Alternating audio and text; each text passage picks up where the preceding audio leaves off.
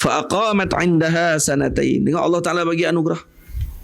Mula-mula diletakkan Nabi Musa dan rasa sedih berpisah dengan Nabi Musa. Dan akhirnya Allah Ta'ala balikkan semula ibunya duduk dalam istana Fir'aun, selamat, boleh jaga anak, tak payah lari. Duduk dengan siapa? Duduk di tempat yang paling bahaya. Duduk tempat paling bahaya dan paling selamat pada waktu tersebut, bersama dengan anaknya berapa tahun? 2 tahun.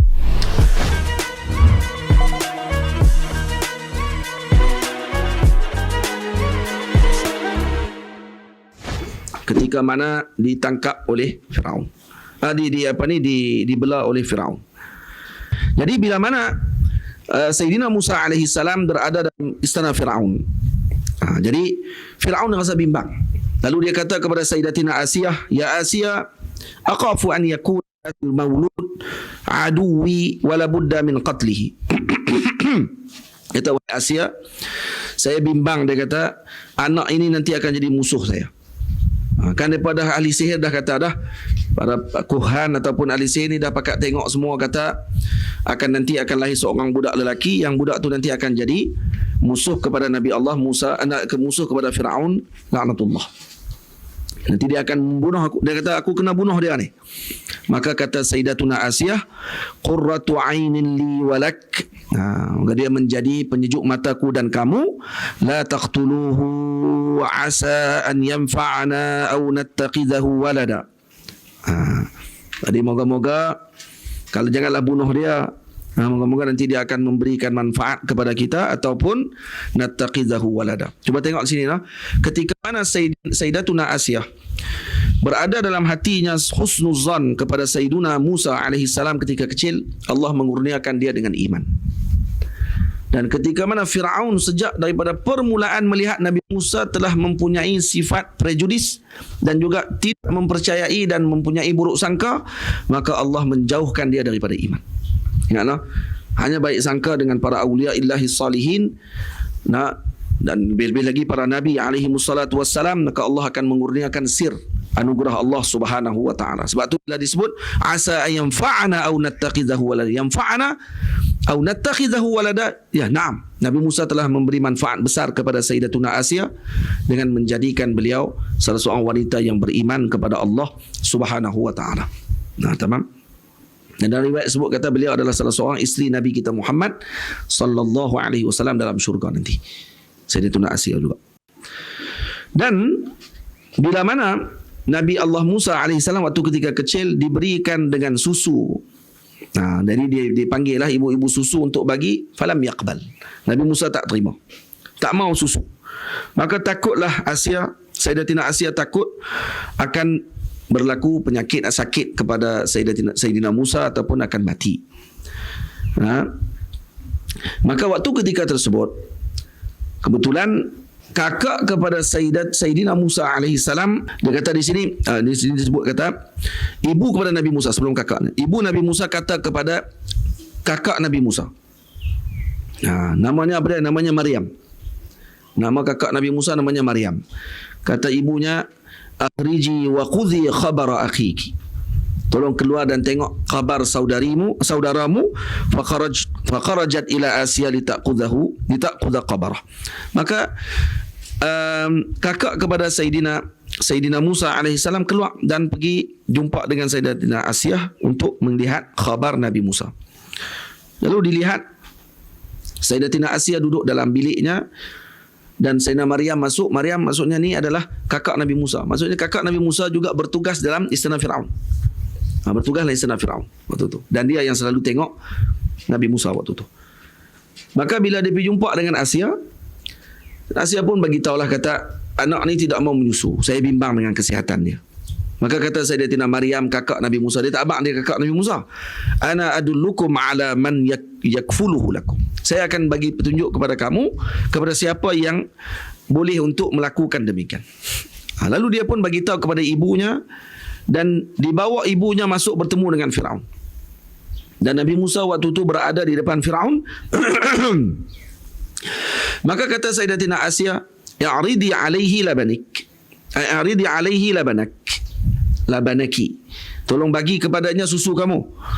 Bila mana diambil ibu Nabi Musa, pegang Nabi Musa, letak saja, Nabi Musa bau ibu dia saja. Kenal dia ni ibunya, lalu dia pun minum susu ibunya pada ketika tersebut. Maka kata Firaun, kata ara laka labanan ghaziran fahal laki ara laki labanan ghazira fahal laki min walad. Kata aku tengok susu kamu banyak ni. Kamu ada anak ke? Kata itu. Kata ada anak nak dibunuh. Anak lelaki ke perempuan? Maka kata ibu Nabi Musa bijaksana, lalu dia kata apa? Wahal tarakal maliku li ahadin waladan. Adakah raja meninggalkan satu pun daripada anak-anak? Kan semua dah dibunuh. Jadi saya ni ada susu, ni anak saya pun sama lah. Tu ada susu. Maka Firaun kata, oh banyak anak dia kena bunuh. Tak tahu kata tu lah anak dia. Nah, tu anak kepada ibu yang datang tadi. Maka Asiyah kata, uhibbu an takuni indi.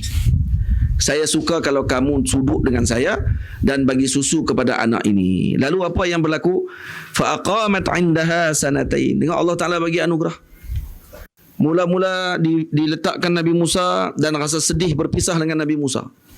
Dan akhirnya Allah Taala balikkan semula ibunya duduk dalam istana Firaun, selamat, boleh jaga anak, tak payah lari. Duduk dengan siapa?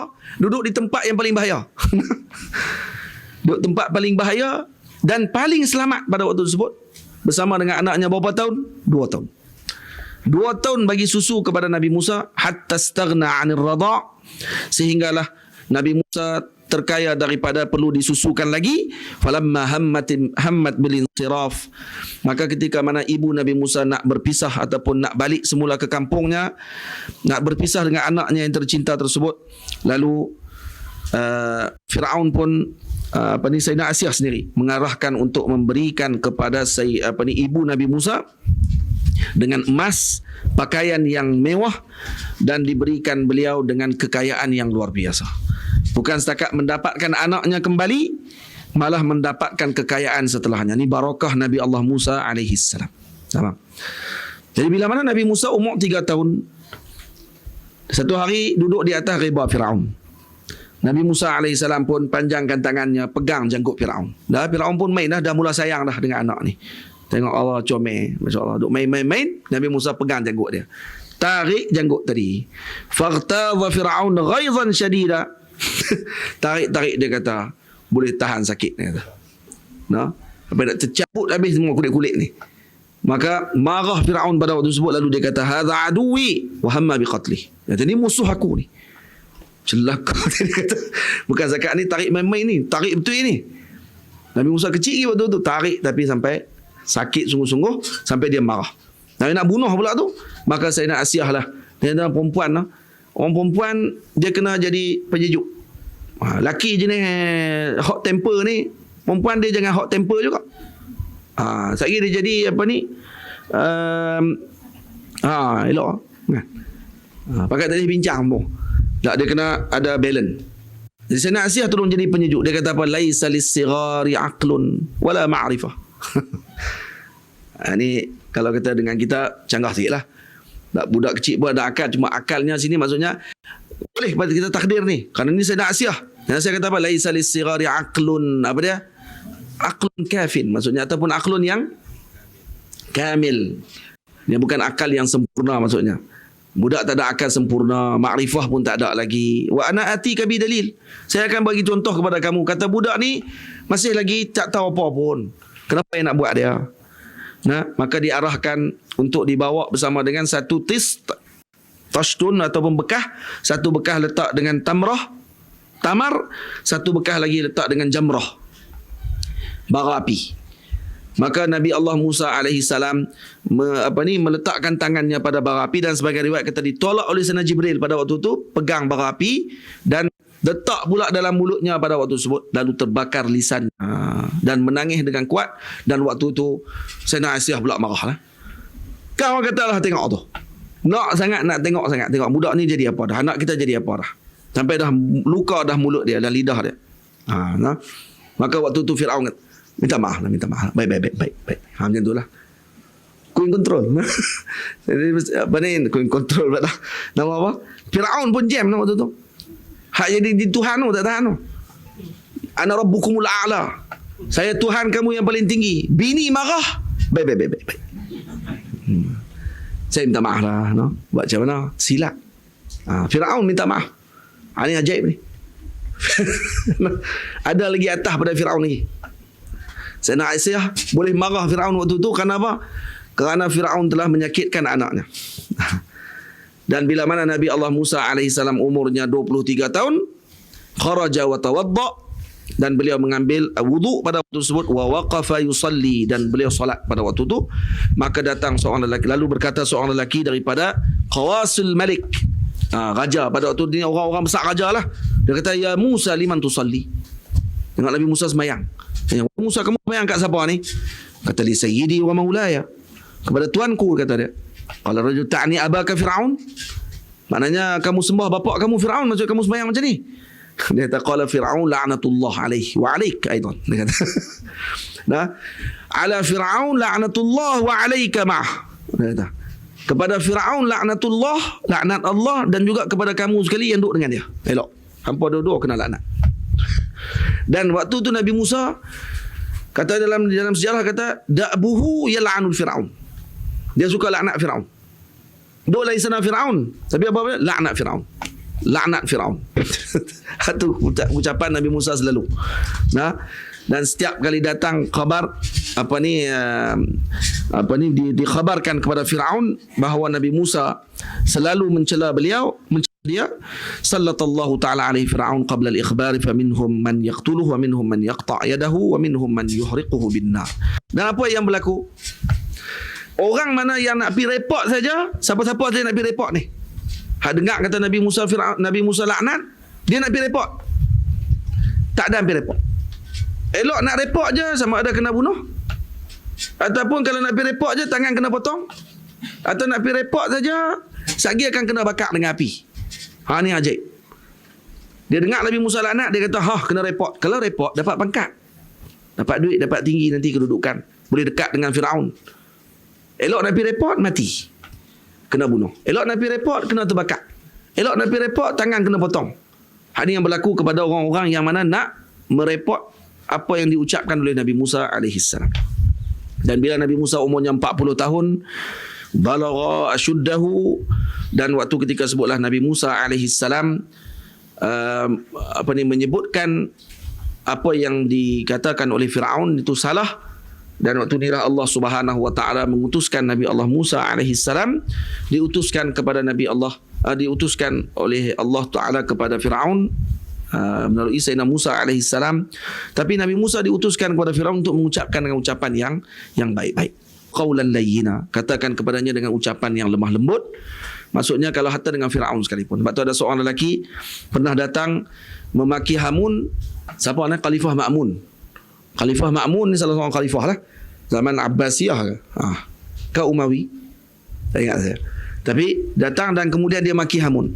Lalu kata Khalifah Ma'mun kepada orang tadi, dia kata, wahai fulan, Allah Ta'ala pernah mengutuskan seorang yang lebih baik daripada kamu kepada yang lebih jahat daripada aku.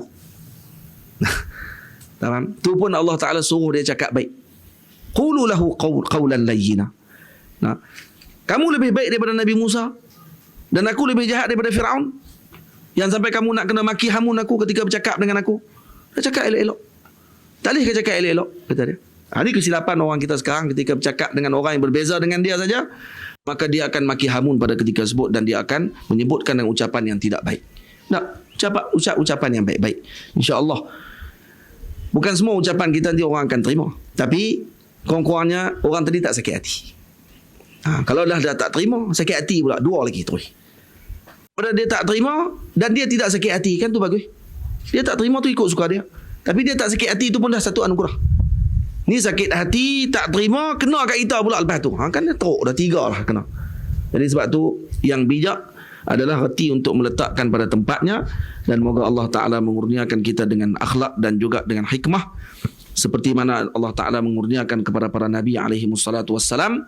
Sayyidina Musa alaihi salam wafat ketika berumur 120 tahun, dan beliau dimakamkan berhampiran dengan Ardil Muqaddasah, dekat dengan Baitul Maqdis, dan moga Allah memberikan kebaikan kepada Sayyiduna Musa alaihi salam dan menjadikan kita di kalangan orang yang mencintai baginda Musa alaihi salam dan akan bersama dengan baginda Musa di dalam syurga Allah Subhanahu wa taala. Wassallallahu ala sayyidina Muhammad wa ala alihi wa sahbihi ajma'in. Walhamdulillahi rabbil alamin. Assalamualaikum warahmatullahi wabarakatuh.